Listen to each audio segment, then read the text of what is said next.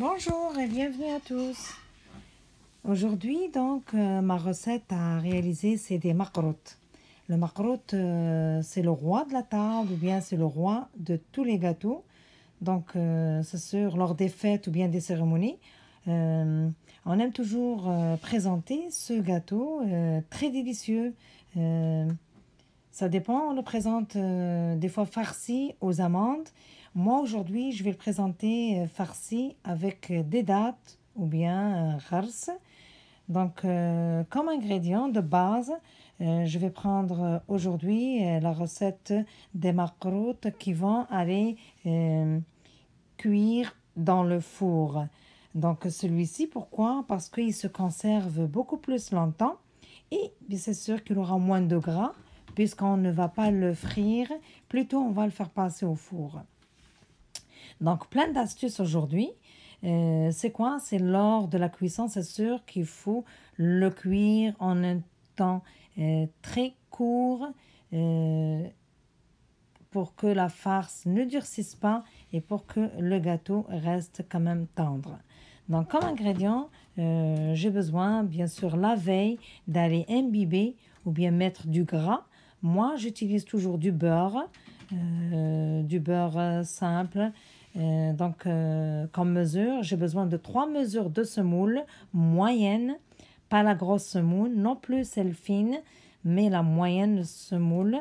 Donc, je vais l'imbiber la veille avec du beurre, bien faire rentrer ou bien mouillir les graines de semoule avec du beurre et s'assurer à ce que les graines soient bien entourées chacune de cette quantité de semaine ou bien de beurre. C'est très important. Et bien sûr, dans cette semoule, il faut quand même, faut pas oublier d'ajouter du sel. C'est très important. Ça va donner du goût par la suite. Donc, la quantité, c'est quoi? C'est une pincée.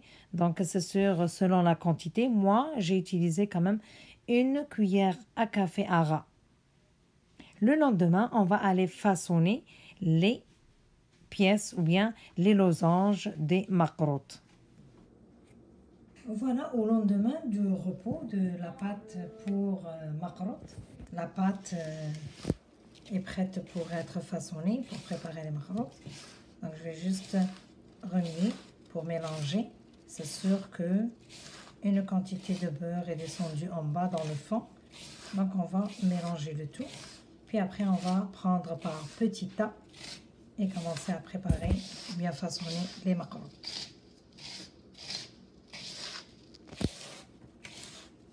Donc, pour s'assurer qu'il est bien imbibé de beurre ou bien de semen, donc une petite expérience, juste aller faire une petite boule comme ça. Donc, si elle se forme correctement, et même je peux la déposer ici, ça veut dire que c'est bien imbibé de beurre. Donc, c'est par expérience, c'est nos mères, ma grand-mère qui nous ont appris cette façon de réaliser les belles makrout. Donc, on suit les consignes et c'est vraiment très réussi. Voilà. Je prends des petits tas que je dois mouiller avec de l'eau. La quantité, c'est quoi? C'est sûr, c'est une bonne question. Donc, avec la même mesure avec laquelle nous avons mesuré le beurre et la semoule, elle sera remplie d'une quantité d'eau et d'eau de fleur d'oranger. Moi, je prends 80% d'eau de fleur d'oranger et le reste, c'est de l'eau que je mets ici. Donc voilà, je commence par mouiller juste un petit peu. On va aller progressivement. Ne pas pétrir, surtout, la pâte. Donc juste avec le bout des doigts. Et on va voir qu'elle va se ramasser petit à petit.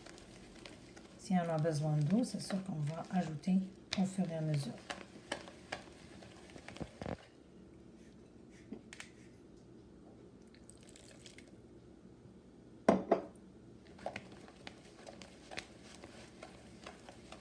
Voilà, ça commence à se ramasser tout doucement.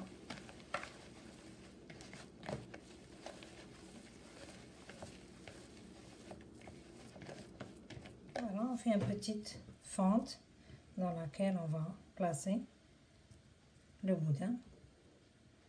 Si on a besoin de compléter, c'est sûr qu'on va ajouter un petit peu. Mais sur les côtés, c'est pas la peine de remplir parce qu'on va couper cette partie-là. Et on va aller fermer la pâte dessus le boudin.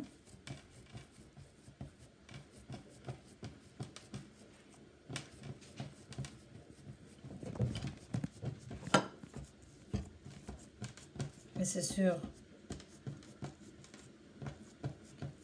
le côté opposé qu'on va faire passer le boudin.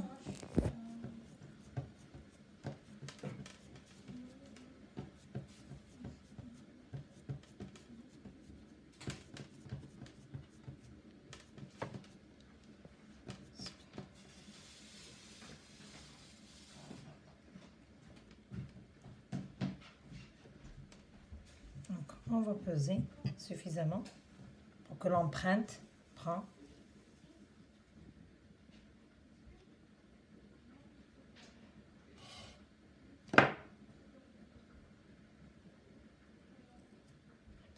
Voilà, comme à l'habitude, je dois toujours tailler des côtés pour que la pièce soit bien formée.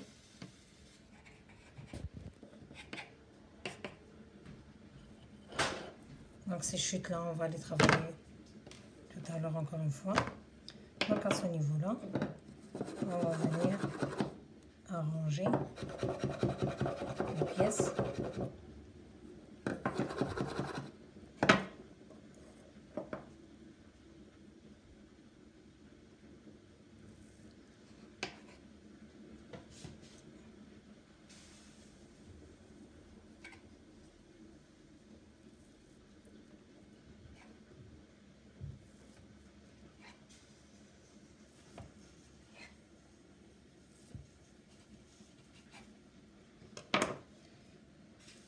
Pour compléter le travail, toujours, on va venir taper un petit peu sur les côtés pour bien former la pièce de macaron. Donc c'est léger, petite tape sur toutes les facettes. Comme ça va donner une forme régulière sur toutes les facettes. Donc ces pièces, on va tout de suite les placer dans un plat qui va aller au four, mais pas tout de suite. On va encore laisser reposer la pâte ou bien les pièces pendant au moins 5 heures. Donc moi, qu'est-ce que je fais souvent, c'est le soir. Je coupe, je forme les pièces le matin et le soir, je passe. On voit ici, ce sont des dattes. Pour la farce, ce sont des dattes bien rares qu'il faut bien malaxer, travailler avec un petit peu de beurre, d'eau de fleur d'oranger et des clous de girofle qu'on va moudre, c'est sûr. Et délicatement, on va obtenir une pâte lisse, très ferme. Bien sûr, il faut la nettoyer si on trouve des petites, comment on appelle ça, des pédoncules de dattes. Et c'est souvent comme ça, mais moi, je l'ai trouvé très nette, propre. Donc, c'était facile pour la préparer. L'autre remarque, c'est pour le moule. Donc, toujours pour qu'il ne colle pas dans la pâte, il faut toujours préparer un petit peu de l'huile qu'il faut placer ici dans les petites rainures, les petits trous. Et par la suite, on va avoir facilement la délicatesse d'avoir l'empreinte sans devoir détacher des morceaux de pâte de ce moule à partir de l'opération qu'on va placer sur la semoule. Donc, on va répéter l'opération pour expliquer mieux.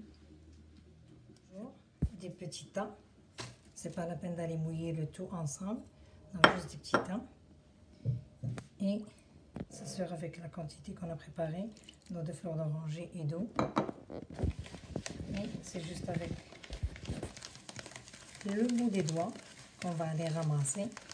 Et on voit bien que ça va s'assembler les graines entre elles. Jusqu'à obtenir une pâte. Là, on va faire le boudoir. C'est un petit peu d'eau. On Donc tout doucement, on va avec l'eau et l'eau de fleur d'oranger, tout doucement, progressivement pour ne pas obtenir une pâte trop molle. Ça sera raté. Donc juste ça, c'est bon. Je dépose sur mon plan de travail. Et là, je vais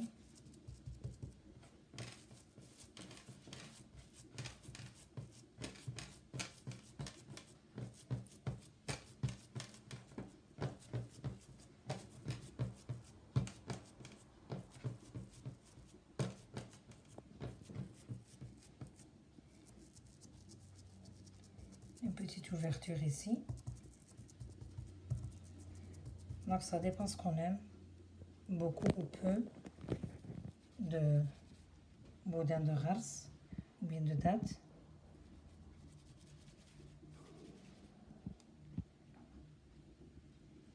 Donc c'est ça, on respecte sur les côtés, c'est pas la peine de mettre parce qu'on va couper pour bien tailler les pièces. Et on va aller faire les fermetures.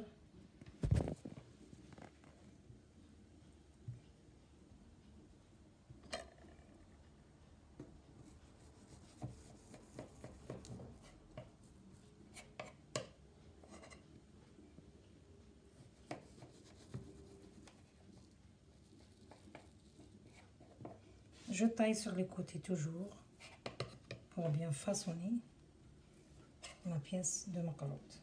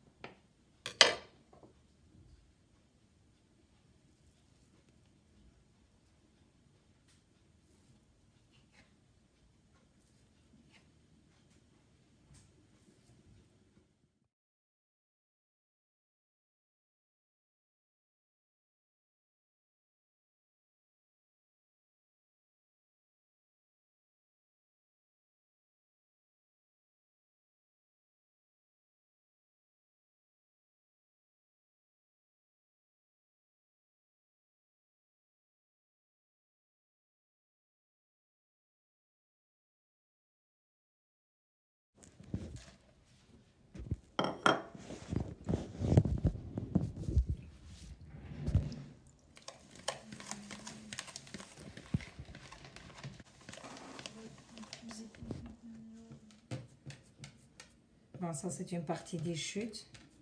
Je veux pas qu'elle reste trop à tendre parce qu'elle est déjà mouillée.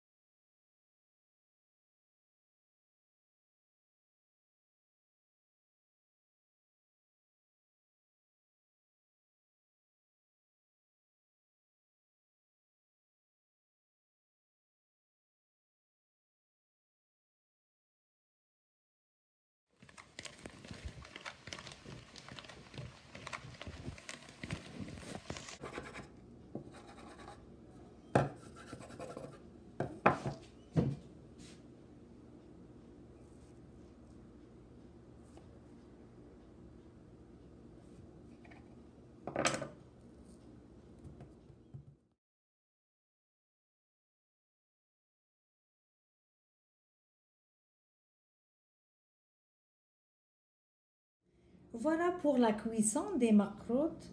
Je les ai fait cuire dans un four assez chaud.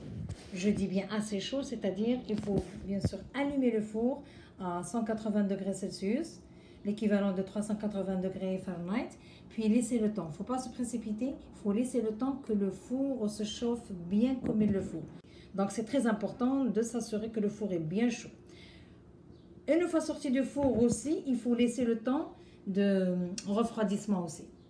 Voilà, moi je les ai laissés jusqu'au lendemain. Donc le temps de s'assurer que c'est vraiment froid comme pièce de macarotte avant d'aller les plonger dans le miel.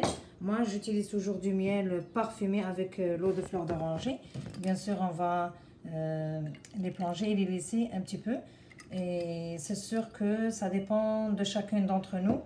Moi je les plonge une première fois, aujourd'hui par exemple, je les trempe dans le miel. Et le lendemain aussi, je vais encore une fois les plonger une deuxième fois.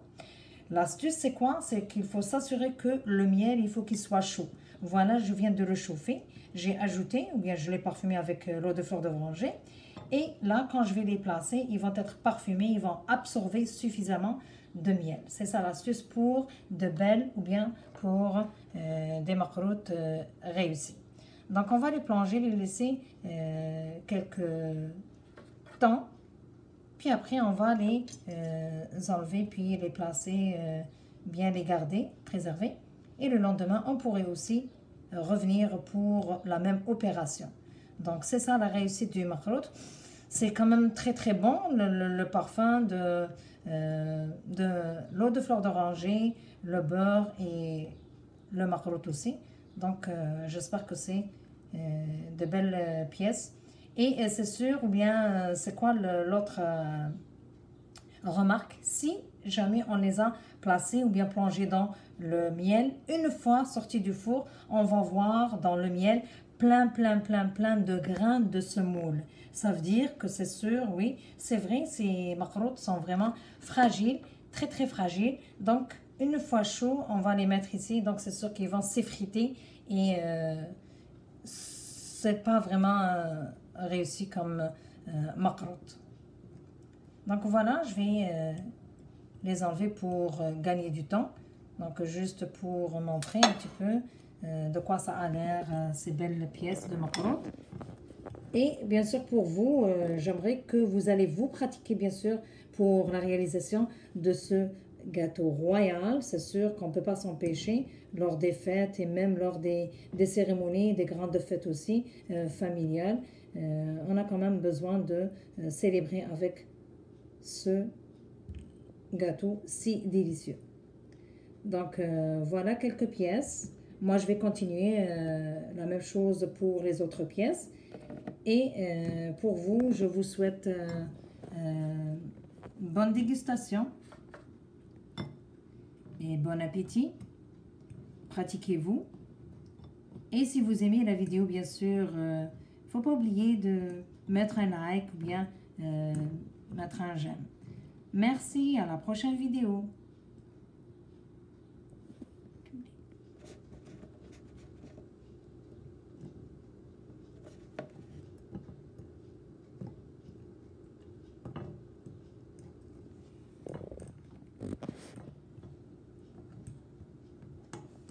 Je sais pas pourquoi on a un truc qui sont comme blanches. Oui, c'est ça. Faut pas qu'elle soit trop... Sinon, il va durcir. Alhamdoulilah, la cuisson est très bien réussie. On les voit bien. Elle est belle, bien beau.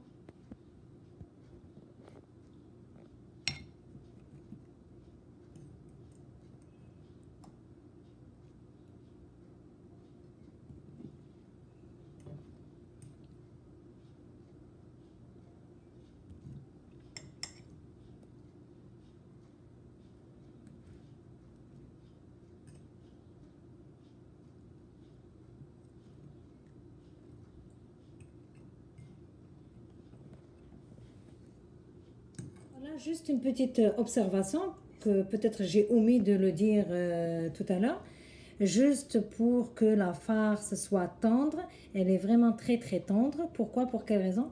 Parce que lorsqu'on a placé les pièces dans le plat, vous l'avez remarqué, c'est comment il faut les entasser les unes à côté des autres en cachant les farces. Donc chaque pièce va aller cacher la farce de son ami, on va dire.